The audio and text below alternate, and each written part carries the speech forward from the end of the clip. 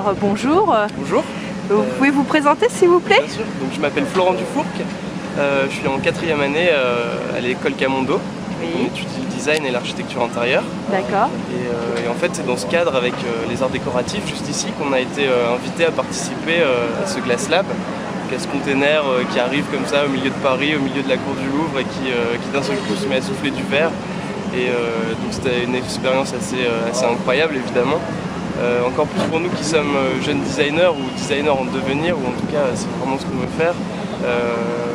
C'était la première fois qu'on voyait une pièce qu'on avait dessinée être réalisée par des professionnels, enfin des vrais quoi. On n'était plus dans le stade de maquette, ouais. Et c'est ça qui était assez fantastique. Ah oui, ça je comprends, parce que dessiner c'est beau, mais voir ouais, l'objet en visuel et le voir fait par des techniciens, ça doit être... Exactement. Surtout qu'avec le verre, on a une espèce d'instantanéité. On a le dessin et on discute avec eux et tout de suite, au bout de 15-20 minutes, on a cette forme qui apparaît.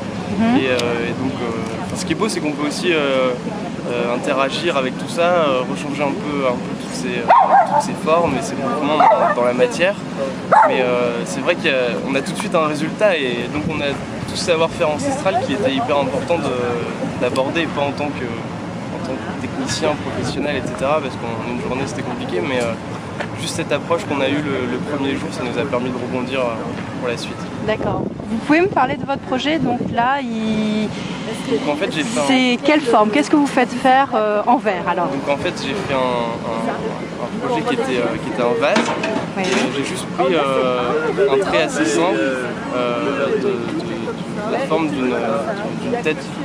La forme d'une tête, voilà, un peu un buste humain. On a juste un cou et une tête qui est dans une forme hyper simple, qui se marie bien avec le verre, une espèce de bulle comme ça. Ouais. Et on tourne l'objet et d'un seul coup, voilà, soit c'est juste un vase, soit on commence à percevoir ce visage. Et c'était cette espèce de jeu, cette morphologie qu'on appréhende plus ou moins qui est intéressante. D'accord. Ils vont mettre combien de temps pour le réaliser? Alors ça va être entre 30 et 45 minutes à peu près. Ah oui, c'est rapide. Ils peuvent rajouter de la matière, etc. Donc c'est vraiment quelque chose de très rapide, mais l'effet se fait tout de suite en fait, c'est ça qui est assez incroyable. Et ce qui est assez beau aussi dans le geste, c'est qu'ensuite, une fois que c'est terminé, ils doivent le mettre dans un four à refroidir.